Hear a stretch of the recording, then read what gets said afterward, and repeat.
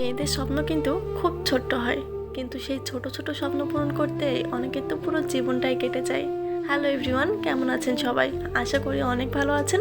চলে আসলাম আরও একটা নতুন ছোট্ট ভিডিও নিয়ে। অধিকাংশ মেয়েরই হয়তো সবচেয়ে বড় চাওয়া শুধু একটা শান্তির সংসার, কিন্তু সেই শান্তিটুকুই অনেক মেয়ের কপালে জোটে না। বিয়ের পরেই তো একটা সংসার পাওয়া যায়, কিন্তু সেই সংসারে শান্তি পাওয়াটাই তো সবচেয়ে বড় লড়াই। সংসার নিয়ে মেয়েদের অনেক বড় স্বপ্ন থাকে, কিন্তু বাস্তবতা যে বড়ই কঠিন। যে মেয়েটা খুব সুন্দর করে ঘর গোছাতে ভালোবাসে, দেখা যায় ভাগ্যের ফেরে তার নিজের একটা ঘরই কপালে জোটে না। যে নারী মন প্রাণ দিয়ে সংসারী হতে চায়, সে হয়তো অভাব বা অবহেলার কারণে সেই শান্তিটুকুই আর পায় না। আবার দেখা যায় যে মেয়েটা ঘর বাঁধার আশায় সারা জীবন অপেক্ষা করে, সে অনেক সময় মনের মতো একজন জীবন সঙ্গীই পায় না। এটাই হয়তো মেয়েদের জীবনের চরম সত্য। সব পেয়েও যেন কিছু একটা অপূর্ণই থেকে যায়। সংসার নিয়ে তো প্রায় সব মেয়েরই ছোট ছোট কিছু স্বপ্ন থাকে।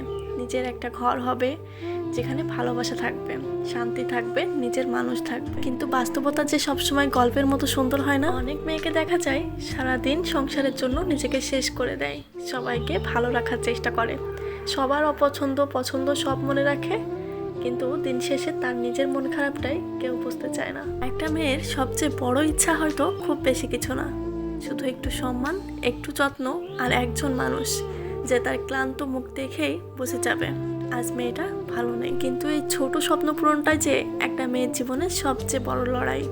সব মেয়ের ভাগ্যে সেই মানুষটাই জোটে না। কিছু মেয়ের জীবনই তো কেটে যায় শুধু দায়িত্ব পালন করতে করতে। হাসি মুখে সংসার সামলালেও ভিতরে ভিতরে তারা খুব ক্লান্ত হয়ে পড়ে। আমাদের চারপাশে অনেক মেয়েই তো আছে যারা নিজের স্বপ্নগুলো চুপচাপ মেরে ফেলে শুধু নিজের সংসারটা টিকিয়ে রাখার জন্য। নিজের শখ, নিজের ইচ্ছা, নিজের ভালো লাগা, খারাপ লাগা সবকিছু ধীরে ধীরে হারিয়ে যায় দায়িত্বের ভিড়ে। সবচেয়ে কষ্টের বিষয় কি জানো?